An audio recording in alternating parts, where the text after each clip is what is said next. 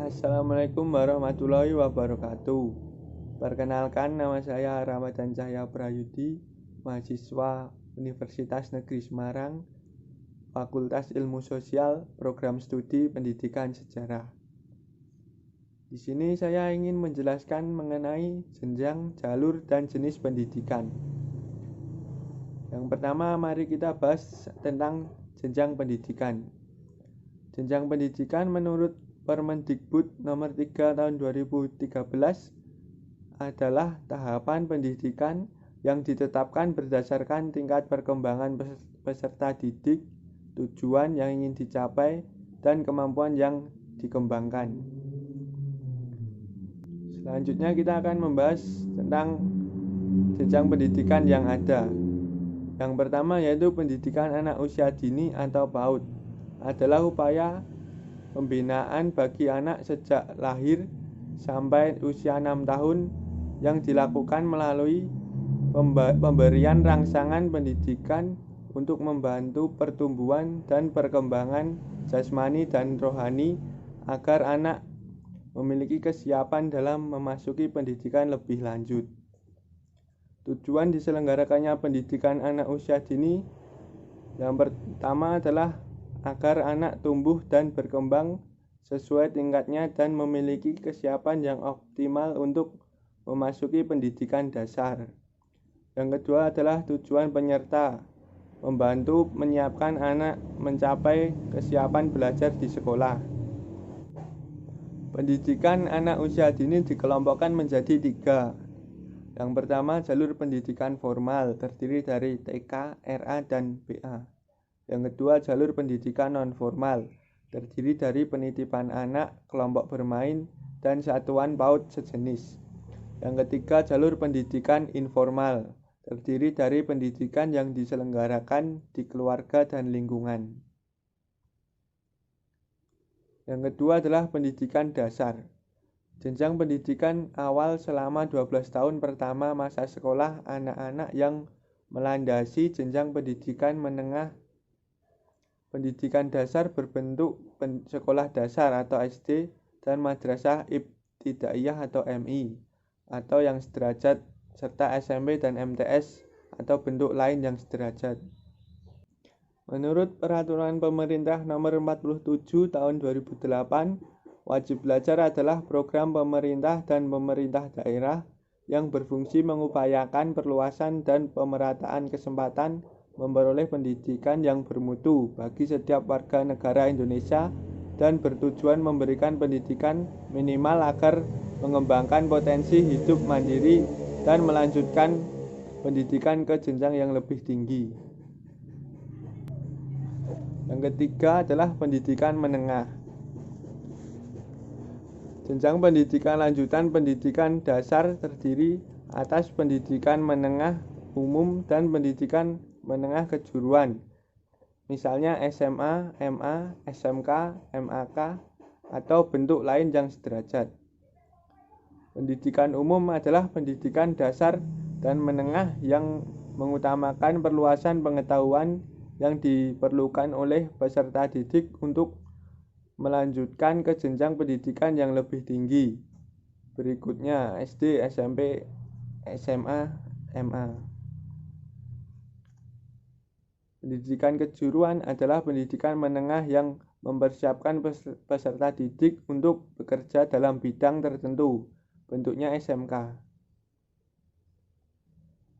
Yang keempat adalah pendidikan tinggi. Adalah jenjang pendidikan setelah pendidikan menengah yang mencakup program pendidikan diploma, sarjana, magister, doktor, dan spesialis yang diselenggarakan oleh perguruan tinggi. Jenis perguruan tinggi antara lain yang pertama adalah akademi.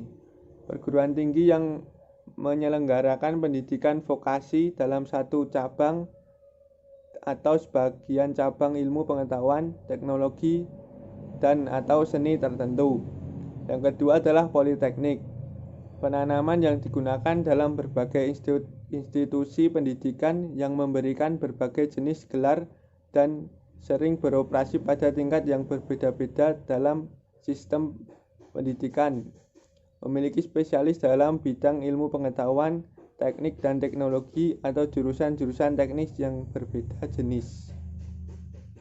Yang ketiga adalah institut. Institut adalah perguruan tinggi yang menyelenggarakan pendidikan akademik dan vokasi dalam sekelompok disiplin ilmu, pengetahuan, teknologi, dan seni, dan jika memenuhi syarat dapat menyelenggarakan pendidikan profesi. Yang keempat adalah universitas. Universitas adalah suatu institusi pendidikan tinggi dan penelitian yang memberikan gelar akademik dalam berbagai bidang, menyediakan pendidikan sarjana dan pasca sarjana. Selanjutnya kita akan membahas jalur pendidikan. Jalur pendidikan adalah wahana yang dilalui peserta didik untuk mengembangkan potensi diri dalam suatu proses pendidikan yang sesuai dengan tujuan pendidikan. Yang pertama, jalur pendidikan sekolah atau pendidikan formal. Pendidikan yang diselenggarakan di sekolah-sekolah pada umumnya yang mempunyai jenjang pendidikan yang jelas, mulai dari pendidikan dasar, pendidikan menengah, sampai pendidikan tinggi. Yang kedua, jalur pendidikan luar sekolah terdiri dari 1. Pendidikan non-formal, paling banyak terdapat pada usia dini, serta pendidikan dasar adalah TPA. Banyak terdapat di masjid dan sekolah minggu, terdapat di semua gereja. Ada juga berbagai jenis kursus. Yang kedua, pendidikan informal adalah jalur pendidikan keluarga dan lingkungan berbentuk kegiatan belajar secara mandiri. Selanjutnya kita akan membahas jenis pendidikan.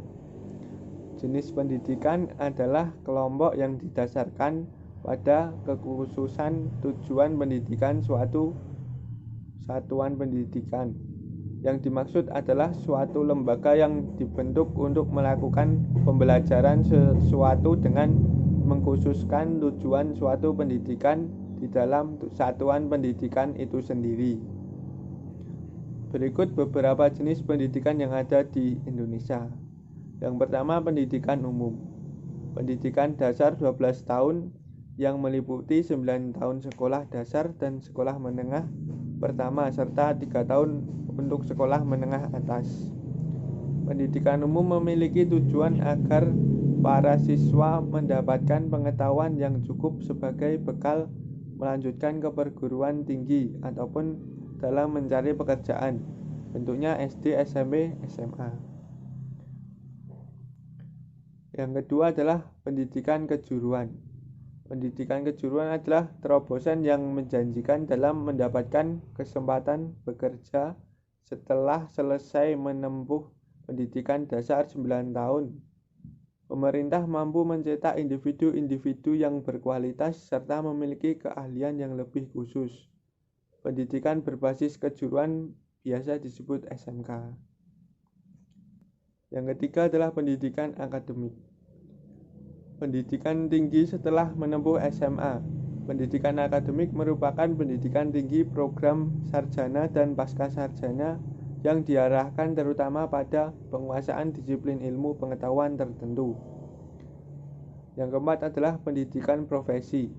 Pendidikan lanjutan setelah siswa menempuh program sarjana.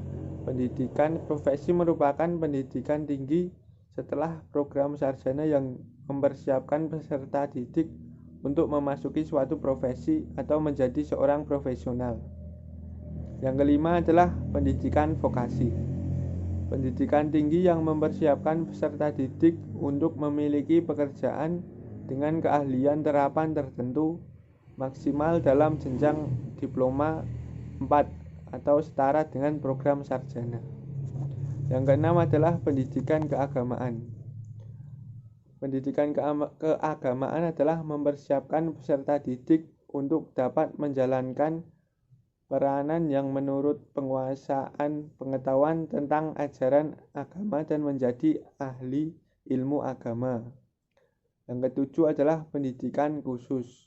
Penyelenggaraan pendidikan untuk peserta didik yang berkelainan atau peserta didik yang memiliki kecerdasan luar biasa yang diselenggarakan secara inklusif atau berupa satuan pendidikan khusus pada tingkat pendidikan dasar dan menengah. Cukup sekian yang dapat saya jelaskan. Apabila ada kesalahan, mohon dimaafkan. Terima kasih. Wassalamualaikum warahmatullahi wabarakatuh.